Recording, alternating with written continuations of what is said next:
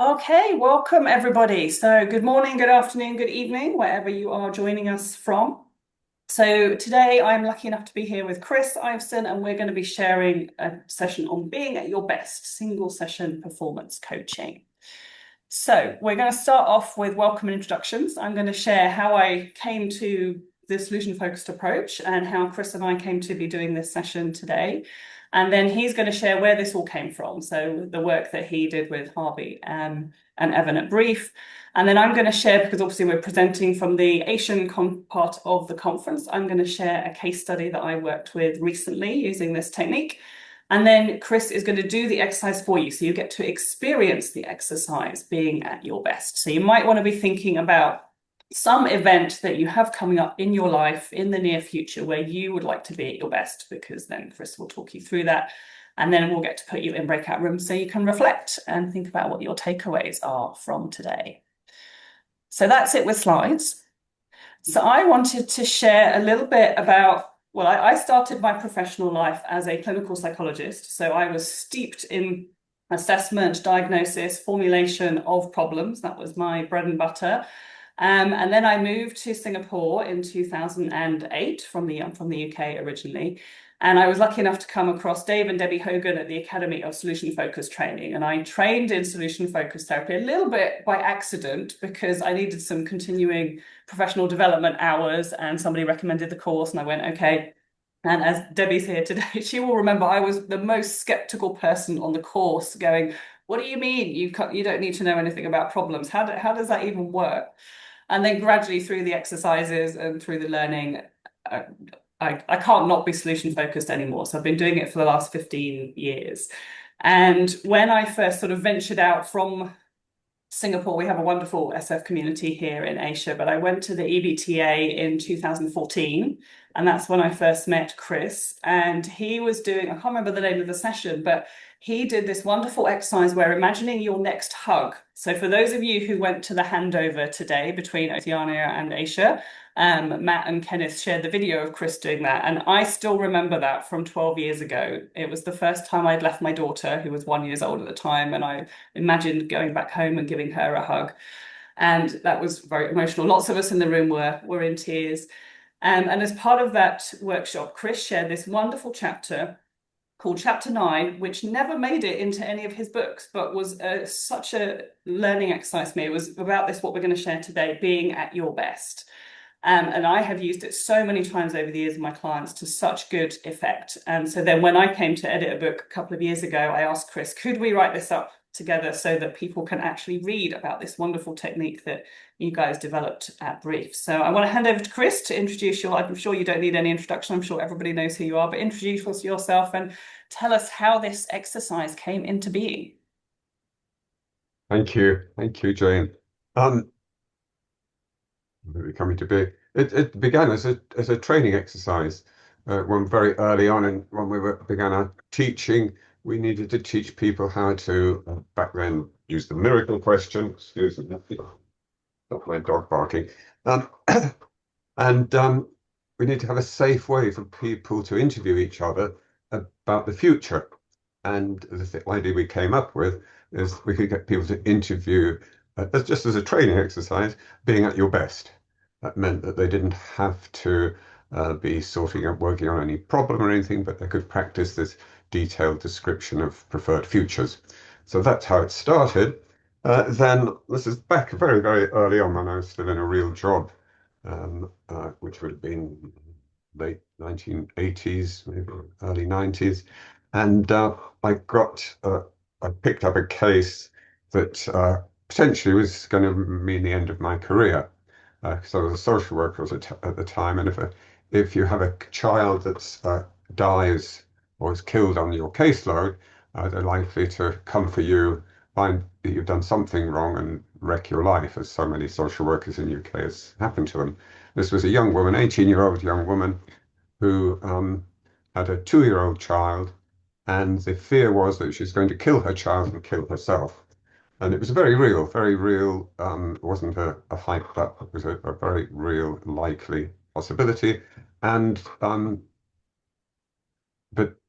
there's no evidence to do anything to safeguard a child. There has to be evidence. And There's no, she hadn't said she was going to do it. It was just there. So I thought, oh, well, that's the end of my career, possibly. Anyway, when I get to see her, I see it makes sense. She was from the age of 2 till she got pregnant when she was 15. She was physically, sexually, emotionally abused by her family and a paedophile ring that they belonged to. And uh, she'd gone to the police when she got pregnant. Police had said, taken a look, said, sorry, nothing we can do. It's your word against theirs. And so she was going about her business with this new baby. The physical and sexual abuse stopped when she was pregnant, but going about her business with her new baby, these paedophiles that she'd bump into all the time would say, we're going to have her when she's 2. Obviously, with her head, she knew they couldn't come and take her baby, but her actual experience of life was that they could, and nobody would stop it. And if you think your 2-year-old baby's going to have a go through what you've gone through, makes sense. I mean, she didn't say it in exact words, but she let me know in a way that made the hair stand up on the back of my neck that this was what was going to happen. Next time she came, she said she'd got an interview with the housing office to try and get a transfer to another place. She was living in the second most dangerous estate in London. It was a big council estate that you just wouldn't want to go, even if you lived there. You risked your life going in and out. It was an awful, awful place. And the chance of her being moved was zero. And she said she's got this meeting. If they didn't move her, she didn't know what she would do, she said to me in a way that meant she did know what she would do. And you're sitting there in an interview room with somebody in that state, and you don't know what the hell to do. And all I could think of was maybe I can help her be at least do a good job of herself at the interview. And I did this at your best. This at your best, where I took her from waking up in the morning through her day and finished with what sort of young woman will the housing officer see step into the room for her interview. That was it. And felt completely hopeless. Thought I should go and get a new job afterwards. Um, very, very inadequate. Anyway, she rang me the afternoon of she'd been to the housing office, and she wasn't scheduled to ring, but she rang me and said, "Look, I just thought I'd let you know you don't have to worry anymore." And I said, "What? You've been rehoused?" And she said, "I don't know. They haven't decided yet, but anyway, you don't have to worry anymore." uh, the amazing thing was that she did get rehoused and she was moved to not only a nice place, she was moved to a very, very, very nice place in a very smart part of London. How she persuaded them to do that, I have no idea, but she did. But I was interested in how she knew she was going to be okay, even though she didn't know she was going to be moved. And what she said was, I came out of that meeting and thought, whatever they decide is not my fault, because I did really well. And I think her not my fault sort of wiped the slate clean of all that guilt abusers make their victims feel for what's happened to them. And so she went. I didn't see her again, except 3 years later, I was in a random part of London I'd never been to before, on crossing a street, and she'd crossed the other way. We bumped into each other in the middle of the street. She'd never been there before either. She was on some random mission. And a little chat, said, life's tough. It's really tough, she said. But it would be, wouldn't it, for a single parent at university? And she was doing really, really well. And I would have thought no more about that. But then a few weeks later, this guy rang me. I'd seen his child who wouldn't go to school. I'd seen this child had gone to school after a couple of sessions. The dad rang me to say, "What did I do? Work with adults?" I said, "Okay." And he said he'd this was a high-flying US executive of a multinational, uh, expected to do several cities around the world before he could get a job back in Washington, D.C., where his company was headquarters and where he lived. And he said he'd got the offer to apply for a vice presidentship in the company, which if he got it would make him the youngest vice president in the history of this multinational corporation. And I mean, his family could go home years before they expected to be home. And he didn't think he even had the confidence to get on a plane. He'd lost all his confidence. So little at your best with him, and he became the um, youngest vice president in this multinational corporation. And that's when we started thinking, oh, maybe we could use this for performances. And since then, I've become the most loved, the most admired parent of of my two children's, all their friends. Because over the years, as they've applied for university, applied for jobs, applied for promotion, or worried about exams, done these little at your best interviews, and the absolute peak, possibly the peak of my entire professional life, was when my daughter, at the age of 36, whose first words were when she was born, "If you try any of that therapy on me, I'm leaving home." At the age of 36, she said, "Dad, would you do that thing with me about because I've got my next week, I've got my last exam of my life, and she's been doing exams for 20 years. This exam would make her a fully qualified GP, family doctor, and I nearly fainted with anticipation, actually, this being asked to do this, and she said, "Will you do it with my friend as well?" So the day before the exam, I sat down, both of them at the kitchen table, the evening before, and I did a sort of 15, 20-minute interview with each of them. And my daughter's friend said, "Charlotte, are you saying you've never ever let your dad do this before?" I said, "No, I haven't." I said, "I'd have him do it every week if he was my dad." And they both did well at their exams. So that was it. I'll put a link if I can, if I can work it out in the chat. Years ago, I had to do. In fact, this got the chapter. I wrote this chapter 9 for this book on brief coaching some years ago, and I'd been doing a coaching course, running a coaching course for this group, and this man had written 7 books, coaching books already. One of the coaches I was teaching. Since then, I met him a few years later. He'd written 22 books by then. Uh, Anyway, he said, this is the best way to write a book. Write the chapter that you're most interested in. The book will fall into place around it. So that weekend, I wrote chapter 9, charged into work, got my two friends, Harvey and Evan, interested. And 2 years later, don't write a book with two other people. The times that you're all ready to sort of work together are so rare. Anyway, it came out, and chapter 9, I thought this chapter I wrote was best, being at your best, with a nice transcript in it, would be would fit about chapter 9 in the book. And then the book changed; it became chapter 10, chapter 11.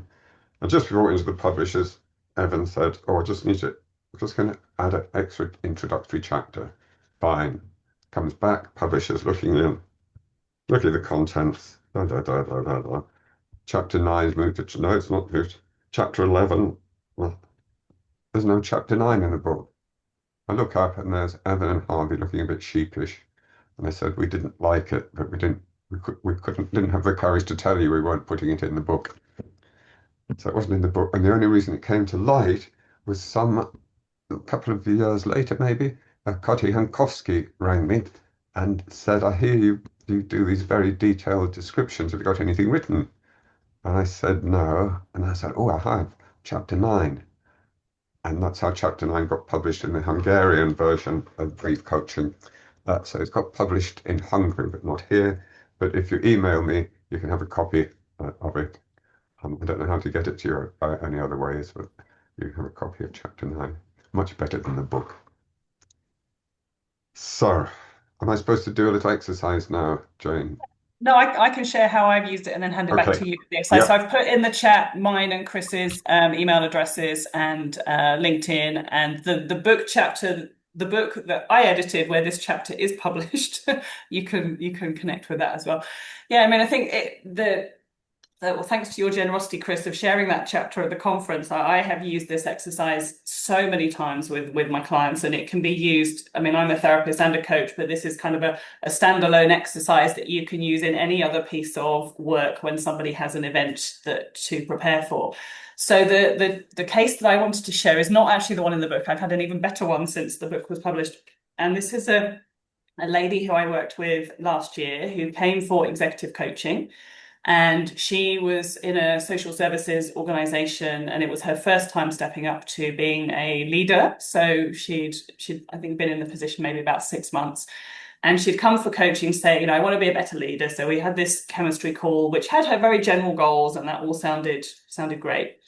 And then she came to session one and she's like, oh, we have this really difficult meeting once every 2 months, and I really want to focus on my presentation skills for this meeting because my team are, some of them, they range from age 20 to age 60. They're from all different cultural backgrounds, and I want you to tell me how to present so that I can engage all of my team. And I just went, okay, I'm not a communication skills coach. I'm not really sure I'm the best person. So it was that kind of heart sink moment. Then I went, that's all right, because I do solution focused coaching. I don't need to give any expert advice here. So what we did in the session is I asked her to imagine, I found out the date of the next meeting and the time, and then we literally talked through, suppose you wake up on that day knowing that you're absolutely your best for this meeting, what would you notice? And so we talked through how she would be turning up to work in the morning, and instead of, because she used to dread these meetings because half the staff would be on medical leave because they didn't want to go to the meetings either. She'd feel it was a sort of uphill battle to bring from, because she was a middle manager, so she had to bring the organization's goals to her team, and they obviously didn't always like them, and so she used to dread these meetings. But she talked about on this day, being at her best, she would turn up to work smiling. She would actually, instead of going to hide in her office and dread this meeting, because it was right at the end of the day, that she would actually talk to people and find out how they were and engage with people. And she would actually sit and eat her lunch rather than being so anxious that she couldn't eat. And when we talked about what she'd be doing as she went about her day, we talked about, as you walk into the room at the time the meeting starts, what would you notice? And she'd like, well, I would have been all prepared beforehand, my slides would be ready, the room would be ready. They used to order dinner because it was the end of the day. So she's like, the dinner would be ready for the team. And we talked about how she would be showing up and what she would be noticing about herself. She goes, well, I'd just be myself. I'd just be easygoing and relaxed. And there would be this really lovely vibe in the meeting. And I wouldn't be stressed about what I had to get everybody to do. And if some people weren't there, I'd be like, well, some people aren't there, and that's okay. And so we just talked through this lovely, lovely day. And that's all we did in the first session. And then she postponed the second session, I think, by about 2 months because the meeting kept getting postponed for some reason, and she didn't want to meet until she'd had the meeting. So it was 2.5 months later that she came back. And she was a different person. I'd obviously started with what's better, and she goes, well, the whole team morale is different. Lots of my staff, the MC has reduced, everybody is sort of engaged with work. We've started team bonding sessions every Friday after work. And initially we just did it, I think they did some sports event. She's like, well, I just did it for an hour, but everybody's staying till 10 o'clock in the evening because we're all having such a nice time together and we're really enjoying hanging out with each other. And we talked about kind of, how she was in the meetings. And I was just really curious, like, how did you do that? And so she just said, well, I just started being interested in people, and I just started asking them, how are they, and getting to know them. And she said through that process, instead of it being about her, because she really wanted them to listen to her, they had to sort of get on board with her. And she sort of turned it around and went, well, how do I get on board with them and find out who they are and what makes them tick and what are they interested in? And she said, well, I discovered one of my staff is like a sports coach in their spare time. And then we talked about, well, how could they bring a sports program to the clients that we serve? And so they, brought in a whole new aspect. So she was really learning about all of her staff's strengths and how she could tap onto those so that they could all feel more energized at work, which was absolutely amazing. And I think what was really interesting was, even though we only talked about that one day at work, that one meeting, we didn't talk about any of her personal life, any of her hobbies or anything. She said, actually, I've become a better parent. My children are, noted that actually commented that we're enjoying spending time with you in the evenings. And, thanks for talking to us. They'd actually noticed her being around. She's like, I hadn't realized how much of my work stress I was taking home and getting in the way of my family life. And actually her parenting had improved. And then she finished with, oh, by the way, I've done all my driving theory lessons and I've started my practical driving lessons, which she'd put off for years because she was so scared about driving. So that's, I think, what the magic of this technique is. You can just talk about one small part of somebody's day, but them being at their best connects beyond that. It's not just that meeting, it connects with them at their best in all of their life. And I think I'm even after years of doing this, I never fail to be surprised about the power of how words can create a different future for people. So it's so wonderful. And I think the wonderful thing is that SF works really well across cultures, because I didn't need to know anything about how she should manage somebody who was an older Chinese person or a younger Indian woman or anything. I could just get her to imagine how she would show up with those people that would indicate she was at her best. And if there are cultures, so I was talking to a Japanese colleague when I was writing the book, and he was saying they have a very specific interview process in Japan where you knock on the door 3 times, and there's something you, obviously I don't speak Japanese, but there's something you say on your way into the interview room. There's a very sort of specific ritual. So you can obviously bring in things like that when you're doing the exercise. You can say, and as you're knocking on the door 3 times, and as you're saying these words, what do you notice? But you also, it doesn't matter if you don't know, you can ask your client a few details about when is this event in the day, who's going to be there, what do you know about it? And there might be lots of things that they do know, but there's also often things that they don't know. I've done this for an example for job interviews, and somebody was expecting to be interviewed by one person, and then there was a team of 5 that turned up and they hadn't told him. And he's like, well, that was okay, because I knew I was at my best and I handled it and I was confident. So and you can also bring in, so in the book chapter, Chris has this lovely dialogue with a university or somebody having an interview for a university and saying, just suppose something happens that knocks you off during the day, something that's not expected, how would you handle that when you're at your best? So you can also bring in the unexpected to the day of like, just absorbing, because we can't predict everything. So I absolutely love it. And I'm going to hand back to Chris to do it with you, to talk you through doing the exercise.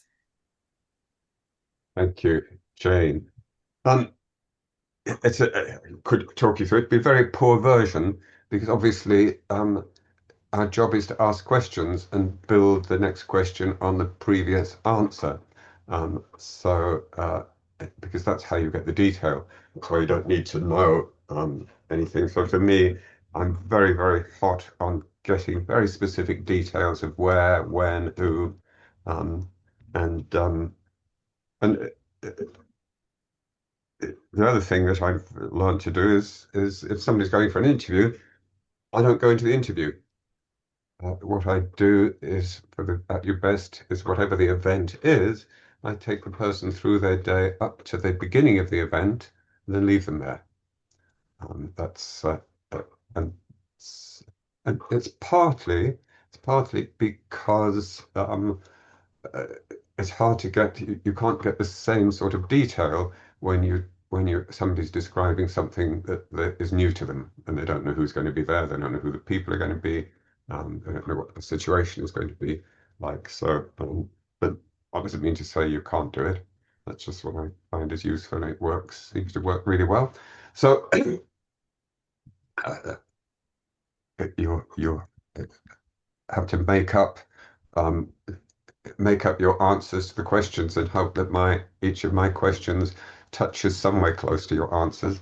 But if you are thinking of an event or just because you want to be at your best tomorrow, say, um, imagine the morning of the event and you're waking up. Um, I would usually ask you what time it is and whether you wake up naturally or whether it's an alarm. But if you imagine waking up on the morning of this event and it's the morning where you're absolutely at your best, the very best version of yourself, what's the first thing you'll notice as you wake up? It fits with this being at your best. Maybe feeling bright, it may be feeling optimistic, or maybe a sense of something being lifted, weight lifted. Sometimes people have, which case, what replaces it? What replaces that weight? What do you feel instead? Are you alone? Is there someone there? If there's someone else there, how will that person know? Will that person know that you're at your best? What would be the first sign to them? And what difference will it make to how you get up and go through your morning routine? If you're making coffee or tea or breakfast, what do you notice as you're going about that routine? Getting up, getting dressed, How would you know then that you're at your best? Anyone else around? Your kids? Yeah. Which of your kids would notice? Who would be the first, or which not what would they notice, but who would be the first person you see? What would that person notice about you? How would that person respond to you? How will you respond back? What will be happening in that interaction between you, maybe your partner, maybe a flatmate, maybe the child? And if you had 10 children, I'd go through each one. What will this one notice? And what would that one notice? And how would you respond? Because they'd all be different bits of description. And then we'd go through your day. Um, if it's a work day, how would you get to work? Do you drive? Do you get a bus? Do you cycle? Do you get a train? What would you notice as you're getting into the car? What would you notice about yourself as you're walking to the bus stop? What would people notice about you on the train? And walking to work, walking into work. Who's the first person you see? It is work. It's not work. Where are you? See how difficult this is when you haven't got the answers from your client to build your questions on. Each person we want an interaction with. Um, so it may be that you go into an office, big office, and go through security. You know, the people on security. Who's the person on security? Do you know their name? Is it a familiar person? What will that person notice about you? Maybe you say a different sort of hello, a different sort of good morning. Maybe you stop and chat. How do they respond? How do you respond to them? You might have to go up in an elevator. Yeah. What will you notice about yourself in the elevator? And what will other people notice about you?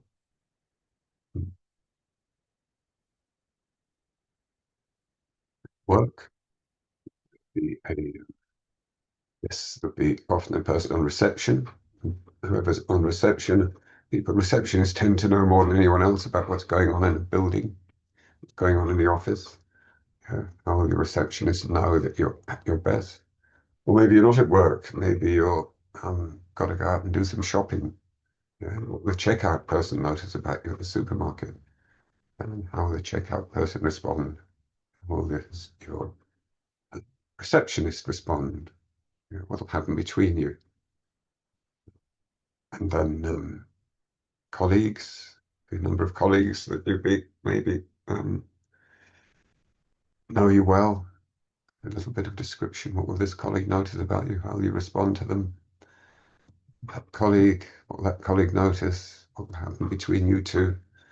It's these very slow, detailed, watching paint dry descriptions of ordinary getting on with life um, until until we get to the event. The example that on the slideshow that's in the chat for you. It's a board meeting. A guy is going to a board meeting, and we finish with him. The last question is, what will the board notice about you as you step into the room if you're at your best, absolutely ready for this meeting? And we leave it there. In that particular case, it's in the chat. It was the results of the board meeting were published in the national press 2 years later. Because the board meeting was to about this man, how he's going to sell his business on to the company. And it was such a big amount of money that it got into the national press. And because he was a friend of a friend, I haven't charged him for this board meeting where the deal was done. But anyway, who needs the money?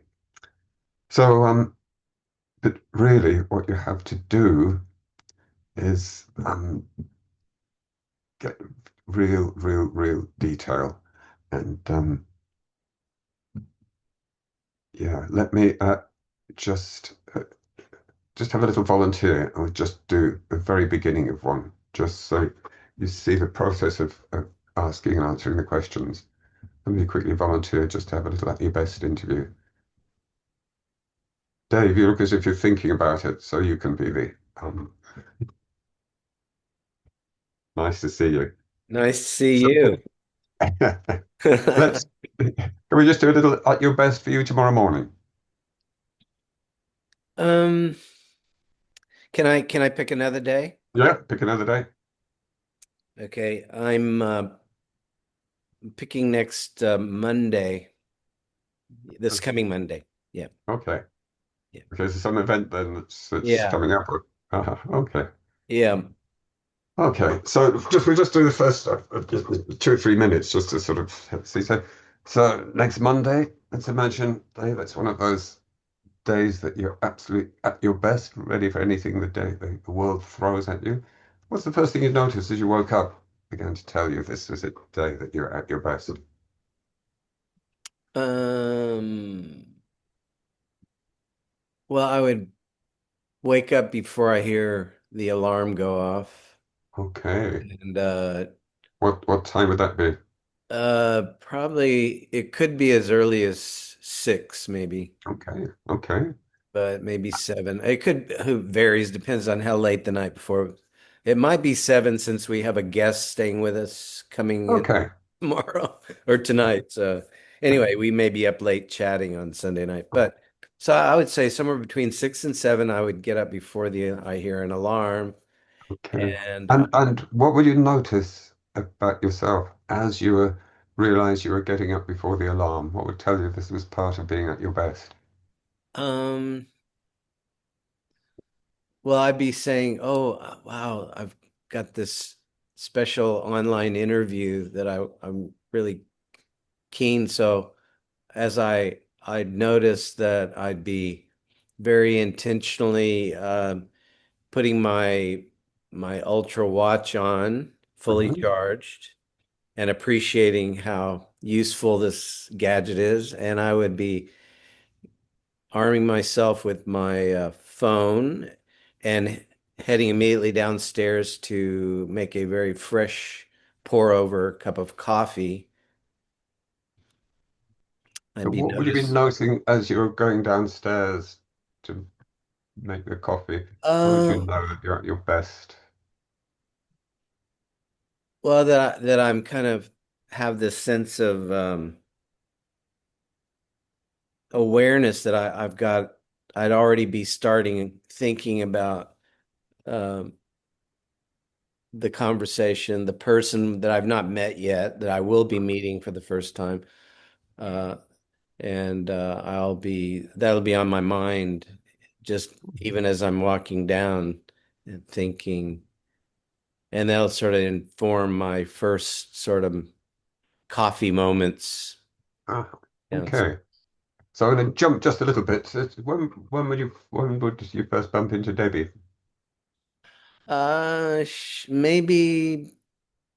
Maybe 30, 40 minutes later. Or who Okay. knows, she may have already gotten up way earlier and emerged into the kitchen while I'm making my. So I'm not sure. It varies day to day. Okay, wait till well, let's say she's in the kitchen when you get down. What would she notice about you as you come into the kitchen that fits with you being absolutely at your best and ready for this day? Looking forward to the. Um, she'd she'd notice that well, she'd probably be asking me first thing off, "Are you ready to meet Isaac?" Because we have a guy that our torture master that we do strength workouts with, Mhm. and he'll be coming by earlier to get it done really early, so I'll have And time. Yeah. what would she notice about you even before she says anything that fits with you being Uh, at your best as you come into the that kitchen? I seem a little more energetic than usual. How will that show? Um, I just probably moving a little quicker and kind of just a little more kind of eager looking than sort of the usual sort of Uh, How will you know so, that Debbie's noticed? um, she she'd probably comment, say, "Hey, what's going on? How you? Okay. Well, you're kind of bright and eager. What's happening?" And what would you respond to that? Uh, well, I would say something about, well, we've got all these interviews this week, and my first one's today. Mhm, So, want to get all bright ready for that thing. Yeah. mhm. And as you responded with those words, how did you know you were at your best? Um, the fact that I didn't have to ask, what's our schedule today? Okay. Okay. Okay. So we stopped there. So thank you for volunteering. Thank But just you. just It's to give a real. little This is really little going to flavor, happen. just a flavor of the detail, really. This slow motion uh, detail that seems to work. Um, yeah. Yes. So Thank over you. to thank you.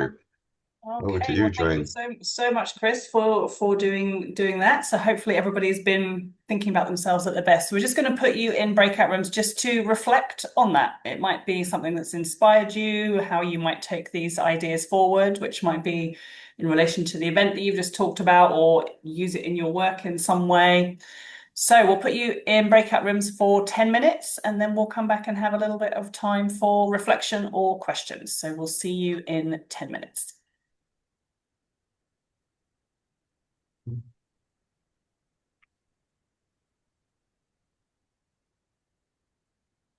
To resume recording. Welcome back. So we have a few minutes before the end of the session. So we would love to hear any reflections from what you discussed in the breakout room or any questions that you have either for Chris or I. So who would like to share? Or you can pop in the chat or unmute yourself or use the raise hand icon so I can see you. There's too many of you to see on my screen. So if you want to say something, it's probably best to use the raise hand icon. I have this question here that if you have 15 minutes or 18 minutes, how can you be so detailed that makes the change that level that you want to have or the client want to have? Hmm, don't know really. It could be a bit longer. Um, it's yeah. Sometimes peak performances are just before something and it's unknown that you don't have the time to prepare. So you have 15 minutes to work with someone before she or he jumps into the situation. Yeah, I I mean, think you go, Chris. I normally, if I'm doing it, I usually do it, try and do it as close to the event as possible, not the same day, because it's nice to be waking up and being at your best.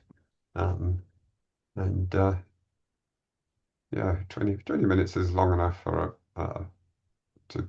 I mean, it's not every moment of the day you're going through, but you're sort of picking sort of key bits and key interactions. I think so. There's the with families, the interactions obviously very important, take up most time. But it's yeah, I mean, it could take long. It take as long as you like, really. But it seems to get. Yeah. There's a transcript in there's the um, at your best chapter 9 in the chat that Jonas has discovered which I'm pleased about. And you see there, I don't know, that might have been a half-hour session. You can you could Yeah, read it at speaking speed and see how long it takes. I think don't underestimate the power. Even a short conversation can trigger a whole chain of events for the rest of the day. I was just sharing to Chris while you guys were in breakout rooms. I did the brief summer school, and I was at one of the interviews. I was Elliot Connie's client, and it was one of the stop coaching exercises where he would ask me a couple of questions. Everybody would go into breakout rooms, come back, um, and then share what they would have asked me, and he carried on. So we got through maybe probably about 20 minutes of my day or half an hour of my morning because the questions were so detailed. And I still remember that from 5 years ago. And I still do that every morning when I walk into the room with my children. So I think the power of any piece of visualization, you don't have to have a long time to have a big impact. So I think, work with what you've got. Miklos, you've got a question or would like to Yes, share a reflection. I had a situation a few years back. A child, uh, we were doing this exercise, and at one point, he asked me, "Sorry, could we go faster?" So we were discussing in the chat room that maybe we should adapt to the client the steps. Because then I realized that he liked the idea, and he already had ideas for the next steps, which were more important for him than which was I suggesting. So he asked me, "Sorry, could we go faster?" So it was very interesting.